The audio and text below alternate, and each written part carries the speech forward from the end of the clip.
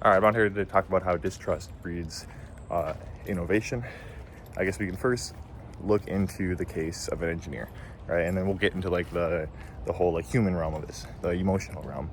But for a NASA engineer, if they're creating a rocket to send people to space and they distrust that it'll get them up there safely, they won't launch it. They're gonna innovate and create new sciences literally to get people to space more safely, right, and more reliably.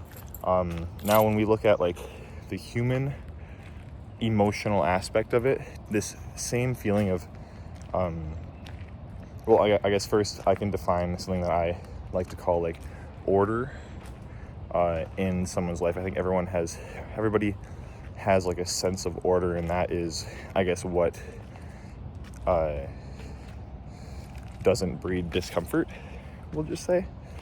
And that kind of like, develops into a sense of order, like a way that you see this world, like these underlying notions about, let's say, love or trust or relationships or hobbies or like how you spend your time or like satisfaction. Like these things, all of them can fall under a sense of order, and it largely will dictate how you spend how you act. Like if your sense of order and satisfaction is to relax, you're probably gonna relax. If your sense of order and love is to and this is this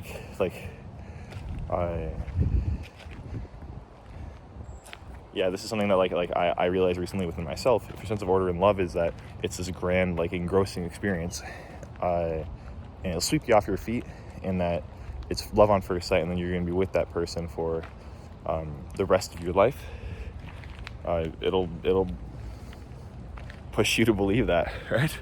And that's where I've recently started to distrust that notion of love, which maybe is elementary to you, but for me, I'm happy to distrust it, because now I can see love as something that can be, I guess, built. And everyone's like, oh, I've already said that. I've seen that a million times online. Yeah, but I guess distrust and love also allows for experimentation with other people and with different I don't know, notions and things and values, and it allows for you to say no and it allows for you to experiment and not trust that this is the one and only way. Distrust in hobbies has me going on a run this morning and thinking very distrustingly, is this something that I like, or am I wanting to spend my time on other things? It breeds innovation in the person, in that they when you distrust, you seek, you explore and innovate. So I think that's the true value. You explore and experiment. We are like scientific creatures.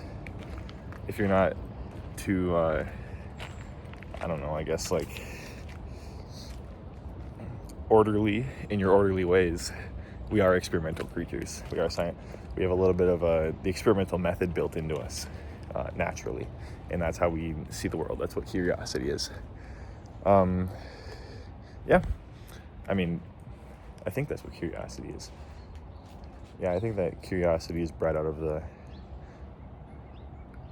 little facet of distrust and a little yearning for something that might fit better.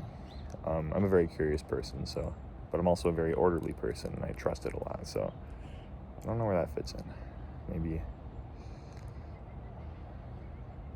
curious, orderly.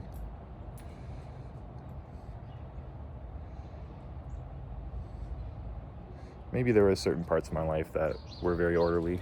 For example, family, love, that I'm now starting to distrust.